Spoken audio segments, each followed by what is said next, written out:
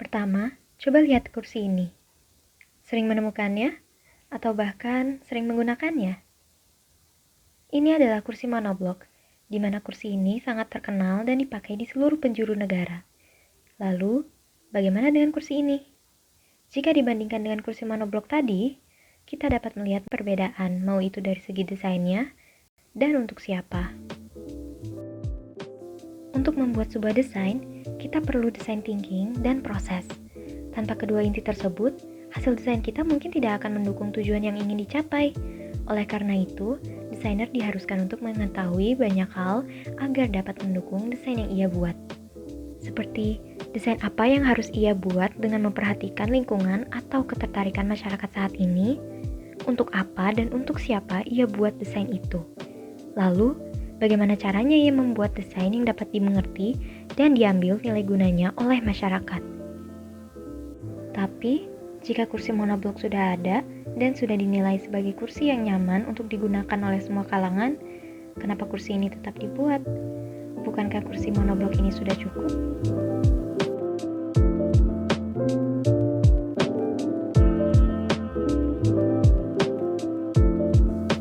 Sebelum desainer membuat desain suatu produk, pertama, ia harus mengerti tujuan perancangan desain produk itu. Jika dia belum mengerti hal utamanya, otomatis hal selanjutnya akan membuatnya bingung dan bahkan tidak akan memunculkan suatu hasil yang diinginkan. Selanjutnya, ia harus mengetahui dan memperhatikan beberapa aspek yang dapat mendukung desain produknya nanti. Langkah ini disebut observasi. Hal itu akan menambah wawasan ide kreatif sang desainer, seperti aspek ketertarikan yang diminati oleh masyarakat saat ini. Apakah masyarakat lebih menyukai desain minimalis atau kompleks? Namun, aspek ini bergantung pada untuk siapa produk desain ini dibuat. Tahap selanjutnya adalah mengumpulkan ide-ide tersebut, lalu mulai merancangnya. Jika rancangannya menimbulkan suatu permasalahan, hal yang harus dilakukan ialah memikirkan kembali dan merancangnya lagi, sampai akhirnya menemukan suatu hasil yang diinginkan dan menghasilkan suatu produk desain yang dapat memenuhi kebutuhan orang. Itulah proses sebuah desain, terus berputar dan diulang sampai menemukan hal yang dicari. Lalu, bagaimana bisa desainer menghasilkan kursi ini? Padahal sudah ada kursi monoblok atau kursi-kursi yang nyaman untuk kita pakai. Jika kita hanya melihat dari segi kenyamanan, kita memang memilih kursi monoblok. Tapi, jika kita melihat dari segi masa atau modern dan waktunya, kursi ini jauh lebih memiliki daya tarik modernnya dibanding kursi monoblok. Terlebih lagi, kursi monoblok seperti sudah kuno. Kebanyakan saat ini, orang-orang lebih memilih kursi modern yang bersifat minimalis. Hal itu terjadi karena adanya kesadaran penilaian estetika oleh masyarakat. Seiring berubahnya zaman, desain-desain juga akan berubah pada waktunya, tergantung pada ketertarikan dan peminatan masyarakat. Oleh karena itu, para desainer harus peka terhadap apa yang sedang dialaminya di masa ini demi dapat menghasilkan produk desain yang sesuai dan diminati. Sifat modern memang lebih memiliki nuansa yang sederhana dan sepi. Namun, sifat itu tetap meningkatkan penilaian estetika. Walau begitu, kompleksitas tetap akan memiliki nilai estetikanya tersendiri. Memang, masyarakat saat ini lebih mengedepankan sifat sederhana dan minimalis.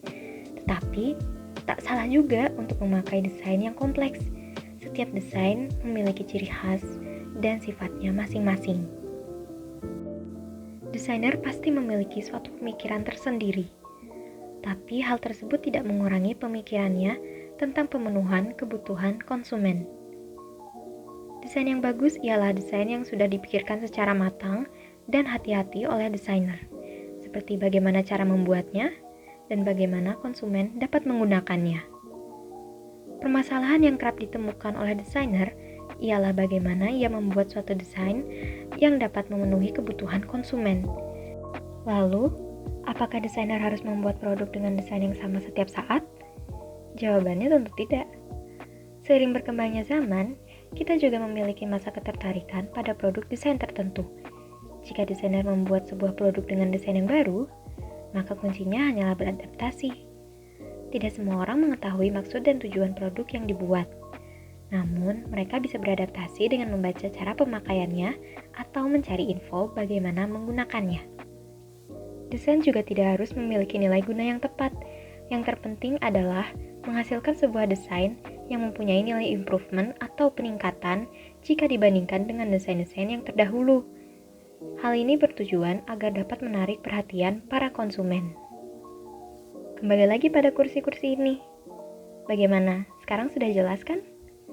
Kursi monoblok cenderung menjelaskan desain yang sangat terdahulu, walau masih memiliki nilai guna yang sangat tinggi. Kursi modern ini menjelaskan desain yang sudah mengalami peningkatan dan memiliki sifat tersendiri. Pada akhirnya, hanya masalah waktu dan peminatan konsumen yang menentukan serta bagaimana beradaptasi dengan desain yang telah dihasilkan.